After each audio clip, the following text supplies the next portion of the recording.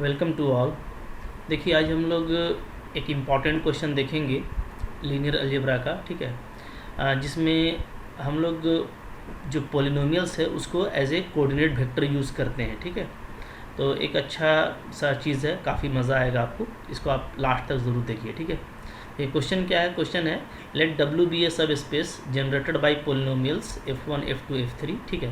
तो आपको यहाँ पे तीन पोलिनोमियल दे रखा है, एक ये है, देख रहे हैं, ठीक है, एक हमारा ये पोलिनोमियल है और एक ये पोलिनोमियल है, ठीक है। तो F1 F2 F3 ये तीन पोलिनोमियल है जिससे हमारा W कोई सब स्पेस है जो जनरेट हो रहा है, ठीक है। तो हमको इसका डायमेंशन और बेसिस फाइंड आउट करना है, जो कि बहुत सिंपल है, ठीक है। देखिए इस तरह का क्वेश्चन को आप कैसे डील करेंगे, तो मैं यहाँ पे इसको सोल्व करता हूँ, सॉल्यूशन, ठीक है। सिंपली हम लोग क्या करेंगे ना, जो पोलिनोमियल दिया हुआ है उसको हम लोग कोऑर्डिनेट वेक्टर के रूप में यूज़ करेंगे, ठीक है। लेट एस एक सेट ले लेते हैं हम लोग, एस इज इक्वल टू, ठीक है, set of coordinate vector F1, coordinate vector F2 and coordinate vector F3, okay. Then definitely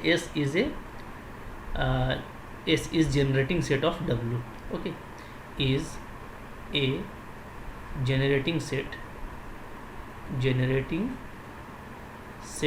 of W, ठीक है। चलिए ये हमको गिवन है, तो वेयर मैं यहाँ पे लिख देता हूँ, जहाँ पे हमारा F1 क्या है, तो ये जो F1 है इस तरीके से, ये क्या है, ये हमारा कोऑर्डिनेट वेक्टर है, ठीक है, इज दी कोऑर्डिनेट वेक्टर, ठीक है। और कोऑर्डिनेट वेक्टर को देखिए हम लोग किस तरीके से लिखते हैं, तो ये जो हमारा कोएफिशिएंट है ना, इसको हम लिखेंगे, जैसे F1 को देख लीजिए, ठीक है। तो टी क्यूब का कोएफिशिएंट क्या है, 1 है, टी स्क्वायर का 2 है, टी का -2 है और कांस्टेंट टर्म 1 है, ठीक है। तो हम लोग इसको ऑर्डर से लिख देंगे, पहले टी क्यूब का कोएफिशिएंट, फिर टी स्क्वायर का कोएफिशिएंट, फिर टी का और लास्ट में कांस्टेंट, ठीक है। तो 1 2 -2 और 1, इस तरीके से ये F1 क्या हो गया, कोऑर्डिनेट वेक्टर हो गया, ठीक है, for polynomial F1 like that, ठीक है। सिमिलरली जो हमारा F2 है वो क्या है, वो भी कोऑर्डिनेट वेक्टर है, तो F2 क्या हो जाएगा, F2 आप लिख सकते हैं, कोएफिशिएंट को लिखिए 1 3 -1 4, ठीक है। एंड और F3 को क्या लिख सकते हैं, तो F3 को हम लिखेंगे 2 1 -7 एंड लास्टली -7, ठीक है। तो सिर्फ आपको कोएफिशिएंट्स और कांस्टेंट को लिख देना है और कुछ नहीं करना, ठीक है।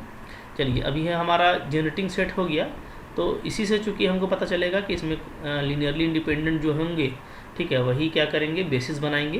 तो चलिए आइए हम लोग चेक करते हैं, कंसिडर कर लेते हैं एक मैट्रिक्स, ठीक है। कंसिडर ए मैट्रिक्स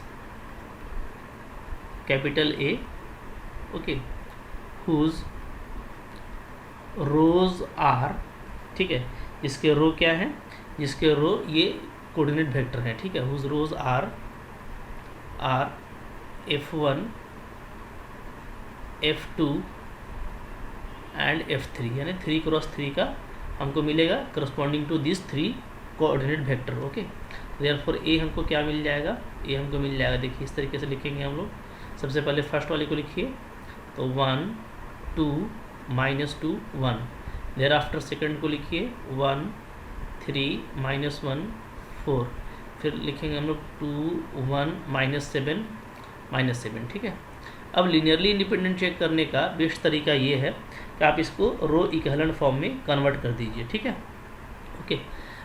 तो यहाँ पे मैं लिख देता हूँ एक लाइन, क्या, इन ऑर्डर टू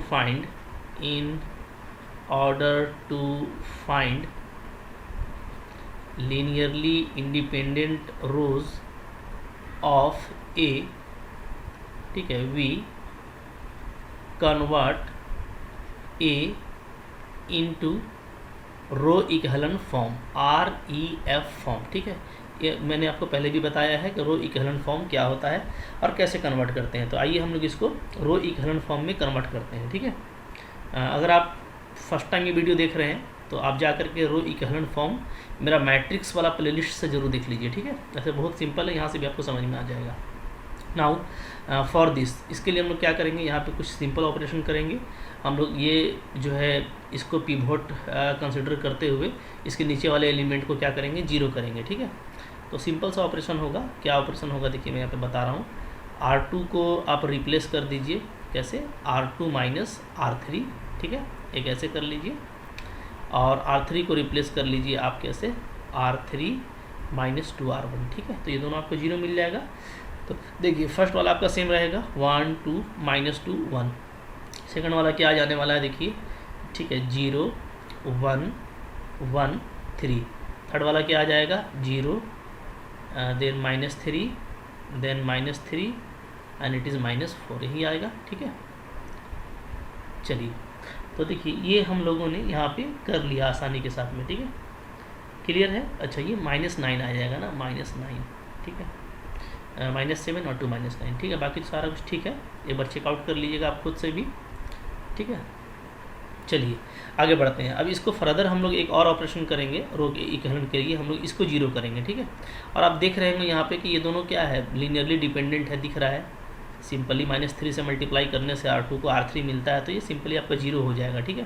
तो आप यहाँ पे सिंपली इसको ऐसे कर दीजिए, 1 2 -2 1, फर्स्ट को रहने दीजिए, ठीक है। सेकंड वाला भी वैसे ही रहने दीजिए, 0 1 1 3। और थर्ड वाला क्या कर दीजिए, ऐड कर दीजिए आप 0 0 0 0, ठीक है, क्योंकि ऐसे भी लीनियरली डिपेंडेंट है। और आप चाहें तो एक ऑपरेशन यहाँ पे लिख सकते हैं, क्या कि मैंने क्या किया है भाई, R3 को क्या किया है, R3 और प्लस 3 R2 लिख दिया है, तो ये तो होना ही है, ठीक है। तो अब देखिए अब आपका ये रो इक्विवेलेंट फॉर्म में आ चुका है, कैसे, तो आप देख रहे हैं जो भी आपका पिवोट है उसके नीचे सारा एलिमेंट जीरो है, ठीक है। फर्स्ट रो का ये पिवोट है और सेकंड रो का आपका ये पिवोट मिला, उसके नीचे भी जीरो है, ठीक है। तो ये हमको मिल चुका है। तो अब यहाँ पे हमको डेफिनेटली दिख रहा है कि जो नंबर ऑफ लीनियरली इंडिपेंडेंट रो है वो 2 है, ठीक है। हियर क्या है, नंबर ऑफ लीनियरली इंडिपेंडेंट रोज, ठीक है, क्या है, R2, वो 2 है, 2 ही है, ठीक है। तीसरा वाला 0 है आपका। तो यहाँ से आपको बहुत आसानी के साथ में क्या मिल जा रहा है, बेसिस मिल जा रहा है, ठीक है ना, क्योंकि हमारा काम यहाँ पे ख़त्म हो गया। तो हम लोग क्या लिखेंगे, हम लोग लिखेंगे वो 2 रो कौन कौन सा है, तो उनको लिख लीजिए, ठीक है। विच आर कौन कौन है, तो पहला वाला है 1 2 -2 1, ठीक है। और एक दूसरा वाला है 0 1 1 और 3। ये दोनों ही क्या करेंगे, फॉर्म करेंगे बेसिस को, ठीक है। Which are this and this and form क्या करेंगे, बेसिस फॉर्म करेंगे, basis of subspace W, ठीक है। तो यही आपका बेसिस हो गया। तो अगर आप इसको जो है पोलिनोमियल के टर्म में लिखना चाहते हैं तो करस्पॉन्डिंग पोलिनोमियल क्या बन जाएगा, ठीक है। देयरफॉर करस्पॉन्डिंग पोलिनोमियल्स, ठीक है। जैसे आपने वेक्टर बनाया था ना, उसका उल्टा काम कर दीजिए, यानी सब में आप जो है वेरिएबल को ऐड कर दीजिए। तो सबसे पहले t³ लगाइए, तो t³ फिर +2 के साथ t² -2 के साथ t और +1, ठीक है। और दूसरा पोलिनोमियल क्या मिल जाएगा, t³ तो 0 हो जाएगा, तो t² से शुरू होगा, t² + t + 3, ठीक है। ये दोनों क्या हो गया आपका, यही फॉर्म करेगा बेसिस, ठीक है। Form basis of W, form basis of W। तो आप देख रहे हैं कि सिंपली जो W का बेसिस है उसमें 2 ही पोलिनोमियल आ रहे हैं, ठीक है। इसका मतलब ये है कि इसका जो डायमेंशन है वो क्या हो जाएगा, वो 2 हो जाएगा। डायमेंशन ऑफ W = 2, ठीक है। देखिए बहुत सिंपल जो है बनाना था इसका, ठीक है, बहुत सिंपल सॉल्यूशन था। तो आई होप आपको ये काफ़ी अच्छे से समझ में आ गया है। अब मैं आपको एक होमवर्क दे रहा हूँ, ठीक है, जो बिल्कुल इसी पैटर्न का है, वो भी आप कीजिए, प्रैक्टिस करेंगे तभी आएगा, ठीक है। आइए देखते हैं होमवर्क को। देखिए तो एक ये हम लोगों का होमवर्क है, ठीक है, इसको आप ट्राई कीजिएगा। क्या है, सेम क्वेश्चन है, आपको एक सब स्पेस दे रखा है W, ठीक है, जो आपका जनरेट होता है। इस बार 4 वेक्टर दिया हुआ है, ठीक है, 4 पोलिनोमियल है, F1 F2 F3 and F4, ठीक है। तो आपको बेसिस और डायमेंशन फाइंड आउट करना है। तो आप जैसे मैंने ऊपर में आपको बताया कोऑर्डिनेट वेक्टर के बारे में, ठीक है, तो आप पोलिनोमियल को कोऑर्डिनेट वेक्टर के फॉर्म में लिख करके एक मैट्रिक्स जो है फॉर्म कर लीजिएगा और उसको REF में बदलिएगा, ठीक है। तो इसको बना के मेरे को कमेंट करिएगा कि आपका बेसिस, ठीक है, ये आपका जो है डायमेंशन कितना आता है, ठीक है, जरूर कमेंट कीजिएगा। हाँ, मुझको इससे बहुत खुशी होती है। देखिए, अगर इससे आप डायरेक्ट जैसे कोऑर्डिनेट वेक्टर से अगर कोई मैट्रिक्स बनाएंगे तो इस तरह का आपका बनेगा। आप डायरेक्टली भी इसको लिख सकते हैं, ठीक है, कि matrix of coordinate vector of given polynomials are. तो क्या होगा, जैसे इसका देखिएगा तो 1 - 2 4 1 है ना, तो 1 - 2 4 और 1। फिर दूसरा का देखिएगा तो 2 - 3 4 -1, 2 - 3 4 -1, ठीक है। अच्छा, अब उसके बाद देखिएगा इसको अगर, तो इसमें आपका x³ है, x² का नहीं है, तो क्या हो जाएगा 1 0 6 -5, ठीक है। और लास्ट वाला रो क्या बनेगा, लास्ट वाला बनेगा हम लोग का 2 - 5 7 5, ठीक है। तो 2 - 5 7 और 5 ये हो जाएगा, ठीक है ना। तो इस तरीके से आप डायरेक्ट चाहें तो इस मैट्रिक्स को आप ऐसे बना सकते हैं जैसे मैंने आपको बना करके भी दिखाया है, ठीक है, कि ये आपका पूरा मैट्रिक्स हो गया। देखिए यहाँ पे ये 4x4 का मैट्रिक्स है। अब इसमें आपको जो है रो ऑपरेशन करना है, ठीक है, और रो ऑपरेशन करके आप इसको क्या कीजिए, REF फॉर्म में बदलिए, ठीक है, यानी पिवट्स फाइंड आउट कर लीजिए। तो वहाँ से आपको लीनियरली इंडिपेंडेंट रोज मिल जाएंगे, तो आपका आंसर बहुत आसानी के साथ में आ जाएगा, ठीक है। अच्छा, देखिए कोऑर्डिनेट वेक्टर जैसे मैं बता रहा हूँ, तो मैंने आपको ऊपर बताया भी कि पोलिनोमियल का कोऑर्डिनेट वेक्टर आप कैसे लिख सकते हैं, ठीक है। अगर इसका आपको डेफिनेशन देखना है तो मैं थोड़ा सा आपको इसका डेफिनेशन भी बता देता हूँ। देखिए ये डेफिनेशन यहाँ पे है, ठीक है, कोऑर्डिनेट वेक्टर का। In linear algebra a coordinate vector is representation of vector as an ordered list, ठीक है। ये क्या है, ये एक ऑर्डर्ड लिस्ट में लिखा हुआ रिप्रेजेंटेशन है ऑफ नंबर्स का, या बोलिए कोएफिशिएंट का, that describe the vector in term of a particular ordered basis, ठीक है। कोई भी पार्टिकुलर ऑर्डर्ड बेसिस है, जनरली ये क्या होगा, जनरली ये आपका स्टैंडर्ड बेसिस होगा, ठीक है। तो आप स्टैंडर्ड बेसिस को ले लीजिए और स्टैंडर्ड बेसिस में, ठीक है, ऑर्डर के हिसाब से आप जो नंबर या कोएफिशिएंट को यूज़ करेंगे उसी का रिप्रेजेंटेशन क्या कहलाता है, कोऑर्डिनेट वेक्टर कहलाता है, ठीक है। जैसे मैं आपको एग्जांपल बताता हूँ, हम लोग पोलिनोमियल की बात कर रहे थे ना, तो जैसे W जो था हम लोगों के ऊपर में, वो क्या था, उसमें जो पोलिनोमियल दिया हुआ था वो 3 डिग्री पोलिनोमियल था, ठीक है। तो आप बोल सकते हैं क्या कि W इज़ ए सब स्पेस ऑफ, सब स्पेस, ठीक है, ऑफ पोलिनोमियल्स, पोलिनोमियल्स, ठीक है, ऑफ डिग्री 3 और लेस, ठीक है, ऑफ डिग्री 3 और लेस, ठीक है। तो देखिए ऐसा ही होता है जब भी आप डेफिनेटली अगर कोई पोलिनोमियल आप देख रहे हैं जिसमें आप 3 डिग्री का पोलिनोमियल यूज़ किए हैं, ठीक है, सब स्पेस में, तो यानी कि वो सब स्पेस हो सकता है एक पोलिनोमियल का, ठीक है, जिसकी डिग्री क्या होगी, 3 होगी या उससे कम होगी। ये हम लोग पहले से भी जानते आए हैं ना। इसी को हम लोग क्या बोलते हैं, इसी को हम लोग बोलते हैं P3 बोलते हैं, ठीक है। तो P3x जो है जो एक पोलिनोमियल का जो है स्पेस तैयार करता है, ठीक है। तो इसका मतलब क्या होता है कि इसके पास में पोलिनोमियल है 3 डिग्री का या उससे कम का, ठीक है, ओके। तो इसके लिए जो स्टैंडर्ड बेसिस होता है वो कौन होता है, तो इसके लिए जो स्टैंडर्ड बेसिस हम लोग यूज़ करते हैं, स्टैंडर्ड बेसिस, ठीक है, वो क्या यूज़ करते हैं, तो वो हम लोग यूज़ करते हैं, देखिए इस तरीके से, जैसे अगर x में लिखे हम लोग तो x³, ठीक है, x² x और 1, क्योंकि ये जो है ना किसी भी 3 डिग्री या उससे कम के पोलिनोमियल को क्या कर देगा, जनरेट कर देगा, ठीक है। अच्छा, इसी को अगर आप मतलब कि टपल्स के फॉर्म में लिखना चाहते हैं तो टपल्स के फॉर्म में अगर आप लिखेंगे तो डेफिनेटली ये जैसे x³ है, तो x³ को आप कैसे लिखेंगे, आप लिखेंगे इसको x³ + 0x² + 0x + 1, ठीक है, +0। तो असल में ये क्या हो गया, ये हो गया आपका आगे में 1, हाँ, तो 1 0 0 0 ये इसका हो जाएगा। इसी तरीके से आप x² का लिखेंगे तो क्या हो जाएगा, 0 1 0 0, ठीक है। लाइक दैट इसका लिखेंगे तो क्या हो जाएगा, 0 0 1 0, और लास्ट वाले के लिखेंगे तो क्या हो जाएगा, 0 0 0 1। तो ये आपका टपल में आ गया, ठीक है। तो ये हम लोगों का क्या है, स्टैंडर्ड बेसिस है कह सकते हैं, ठीक है, ये टपल में है, ये इस तरीके से है। तो अगर हम स्टैंडर्ड बेसिस के फॉर्म में अगर हम किसी पोलिनोमियल को लिखते हैं, लाइक मान लीजिए कि कोई पोलिनोमियल है आपका सब स्पेस के में, ठीक है, क्या f1 है, सपोज करते हैं x³ - 3x² + 2x + 1, ठीक है, इस तरीके से। तो आप डेफिनेटली देखेंगे कि यहाँ पे आप इसको ऐसे लिख सकते हैं, 1 × x³, ठीक है, -3 × x² + 2 × x और +1, ठीक ठीक है। तो अब आप देखिएगा कि जो कोइफिशिएंट यहाँ पे यूज़ किया गया है, अगर ये मेरा स्टैंडर्ड बेसिस है तो ये मेरा हो गया क्या, स्टैंडर्ड बेसिस का वेक्टर हो गया। तो जो कोइफिशिएंट यूज़ है वो है 1, -3, 2 और 1, ठीक है।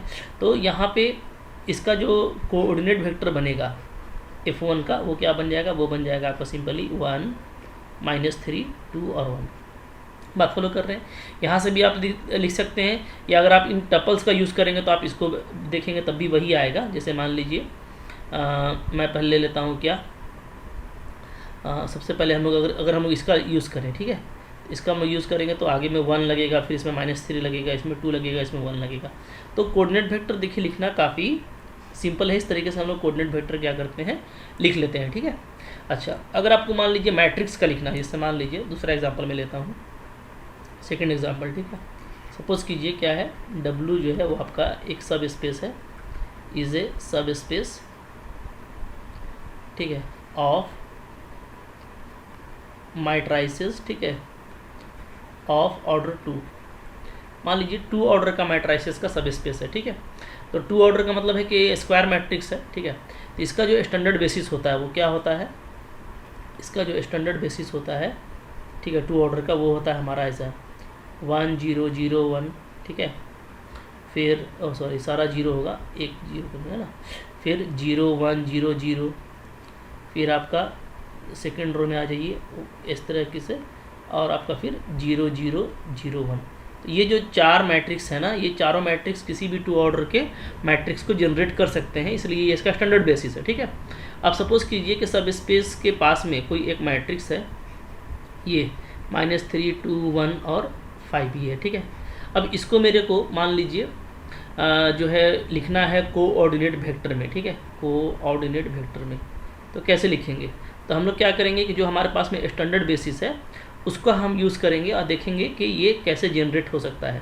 तो डेफिनेटली ये देखिए आप इस तरीके से लिख सकते हैं, ठीक है, -3 लगाइएगा और फर्स्ट वेक्टर का यूज़ कीजिए 1 0 0 0, ठीक है। फिर आप +2 लगाइएगा, सेकंड वेक्टर का यूज कीजिए 0 1 0 0, ठीक है। फिर आप +1 लगा लीजिए, थर्ड वेक्टर का यूज कीजिए तो 0 0 1 0। फिर आप +5 लगा लीजिए, ठीक है, लास्ट वाले का यूज़ कीजिए 0 0 0 1। तो आप देखेंगे कि इसको सम करने से ये हमको मिल जाता है, ठीक है। इसका मतलब है कि जो कोएफिशिएंट या जो नंबर यूज़ हो रहा है ऑर्डर में वो क्या है, वो है ये -3 2 1 +5, ठीक है। तो with respect to standard basis, ठीक है, जो हम लोग यूज़ कर रहे हैं नंबर्स इन ए ऑर्डर, वो क्या है, वो है -3 2 1 और 5। तो यही क्या है, ये इसका कहला गया कोऑर्डिनेट वेक्टर, ठीक है। इसी को हम क्या बोलेंगे, कोऑर्डिनेट वेक्टर बोलेंगे ऑफ दिस मैट्रिक्स। तो कोऑर्डिनेट वेक्टर में लिखना काफ़ी सिंपल होता है, ठीक है, इससे काम करने में आपको काफ़ी हेल्प मिलता है। तो आइए हम लोग इसी तरह का एक एग्जांपल देखते हैं और देखेंगे कि उसको हम लोग फिर कैसे करेंगे, ठीक है। चलिए आगे बढ़ते हैं। देखिए ये है हम लोगों का क्वेश्चन नंबर 3 है, ठीक है, जिसमें हमको एक सब स्पेस दे रखा है 2 × 2 मैट्राइसेस का, ठीक है। ये आपके पास में 4 मैट्रिक्स है, तो आपको बेसिस और डायमेंशन फाइंड आउट करना है W का, ठीक है। तो सबसे पहले हम लोग क्या करेंगे, इसको हम लोग कोऑर्डिनेट वेक्टर में लिख लेंगे, जैसे मैंने आपको ऊपर में बताया था। तो हम लोग सिंपली क्या बोलेंगे, हम लोग बोलेंगे, ठीक है, the coordinate vectors, the coordinate vectors of given matrices, ठीक है, with respect to standard basis. हाँ, अगर हम लोग स्टैंडर्ड बेसिस में जैसे ऊपर काम कर रहे थे उस तरह से अगर हम लोग काम करें तो हमको जो मिलेगा कोऑर्डिनेट वेक्टर वो क्या क्या मिलेगा, तो ठीक है, R रिस्पेक्टिवली इसको लिख लीजिए। बहुत ईजी है लिखना। फर्स्ट रो को लिखिए 1 -5, फिर सेकंड रो को लिख दीजिए -4 2, ठीक है। फर्स्ट वाले का हो गया, सेकंड वाले का देखिए 1 1 -1 5, ठीक है। फिर थर्ड वाले का देखिए 2 -4 -5 7, ठीक है। और लास्ट वाले का लिख लीजिए 1 -7 -5 1, ठीक है। तो ये हमको मिल गया। तब हमको कुछ करना नहीं है, एक हमको मैट्रिक्स तैयार कर लेना है उसका और फिर हम लोग उस पर काम करेंगे, ठीक है। तो लेट ड्रॉ कर लेते हैं हम लोग एक matrix. Let A be the matrix, ठीक है, whose rows are are above coordinate vector, are above coordinate vectors, ठीक है।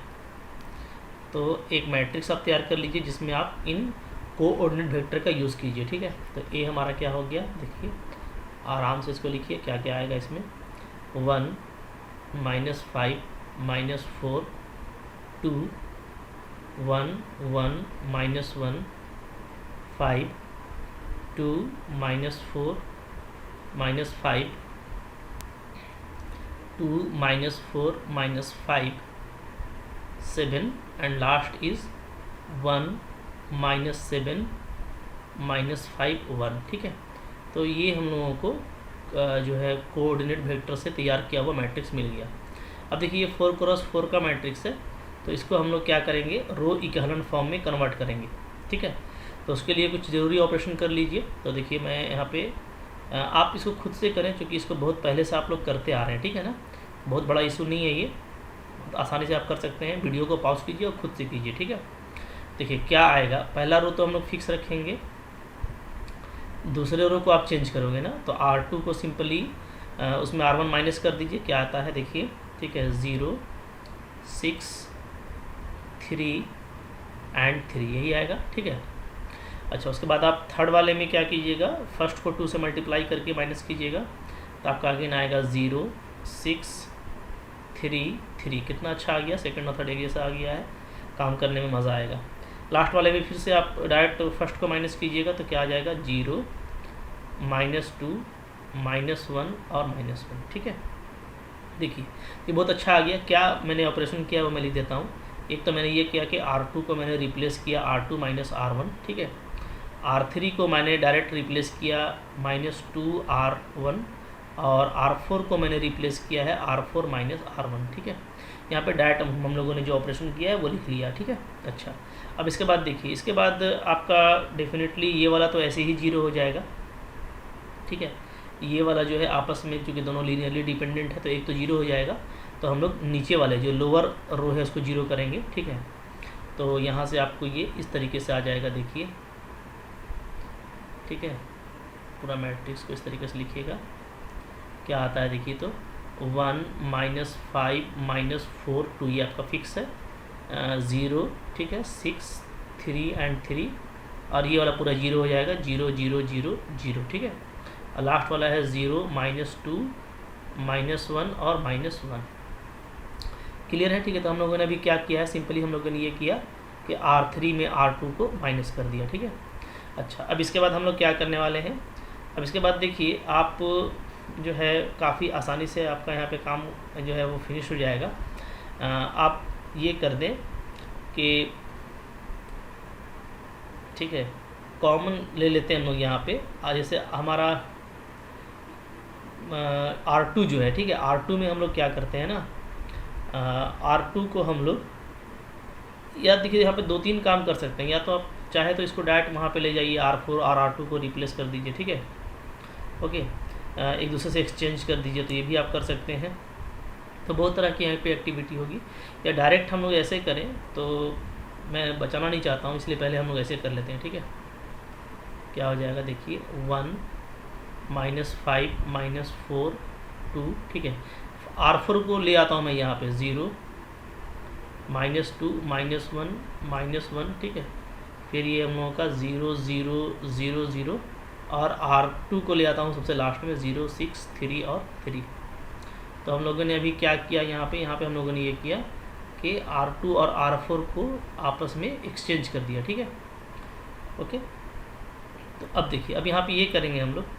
अच्छा ऐसा करने से माइनस बाहर आता है, बट हमको उससे कोई मतलब अभी नहीं है।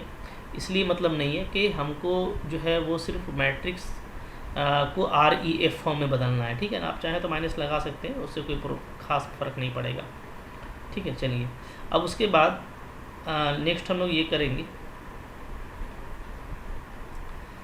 कि देखिए ये आपका ये आ चुका है ना। तो अब मैं अगर ये बोल दूं कि R4 में ये ऑपरेशन कर दिया जाए, क्या R4 को रिप्लेस कर दिया जाए R4 और प्लस 3 × R2 तो आप देख रहे हैं कि R4 का सारा एलिमेंट 0 हो जाएगा, ठीक है।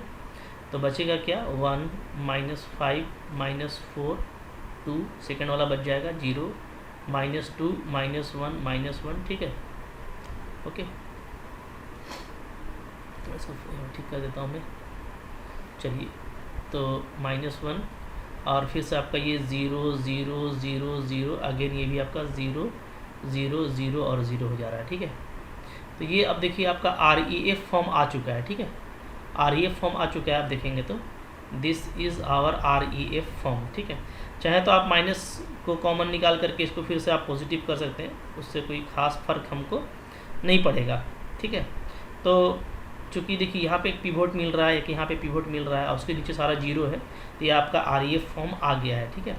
तो ये रो इक्विवेलेंट फॉर्म है, तो यहाँ से हम लोगों को लीनियरली इंडिपेंडेंट रोज मिल जा रहे हैं और वो 2 ही है, ठीक है। तो क्या लिखेंगे here 2 rows are linearly independent, ठीक है। और वो कौन कौन है, तो वो जो है आपका फर्स्ट 2 रो है, ठीक है। एक तो है हम लोगों का 0, 1, -5, -4, 2 और दूसरा है हमारा 0, -2, -1, -1। इसको आप प्लस में भी लिख सकते हैं, कोई खास इससे आपको फ़र्क नहीं पड़ेगा, ठीक है। तो ये हो गया। तो ये हमको 2 लीनियरली इंडिपेंडेंट रोज मिल रहे हैं, तो इसके करस्पॉन्डिंग में जो 2 मैट्राइसेस हमको मिलेंगे, ठीक है, वो कौन होंगे। देयरफॉर करस्पॉन्डिंग, ठीक है, लीनियरली इंडिपेंडेंट मैट्राइसेस आर कौन कौन हो जाएगा। तो देखिए इसको ऐसे लिख दीजिए बस 1, -5, ठीक है, 2 ऑर्डर का था, -4, 2 ये होगा। और दूसरा वाला कौन होगा, दूसरा वाला होगा आपका 0, -2, -1, -1, ठीक है, ये हो गया। तो यही दोनों जो है चूँकि लीनियरली इंडिपेंडेंट है, ठीक है, जनरेट तो कर ही रहे थे ये, बट ये लीनियरली इंडिपेंडेंट भी है, तो यही आपको बेसिस फॉर्म करेंगे, ठीक है। तो इसलिए ये क्या हो जाएगा, and hence these 2 form basis, ठीक है। तो यही आपको बेसिस फॉर्म करेगा। और अगर ये बेसिस फॉर्म करता है W का, तो डेफिनेटली इसके W का डायमेंशन क्या हो जाएगा, 2 हो जाएगा, क्योंकि हमारे पास बेसिस में 2 ही एलिमेंट है, 2 ही मैट्रिसेस है, तो डायमेंशन आपका क्या हो गया, अगेन 2 हो गया, ठीक है। तो बहुत सिंपल तरीके से देखिए बन गया, कुछ करना नहीं है, बस आपको कोऑर्डिनेट वेक्टर को जो है मैट्राइसेस में ले करके उसको REF फॉर्म में कन्वर्ट करके आपको लीनियरली इंडिपेंडेंट को चूज़ कर लेना है, ठीक है।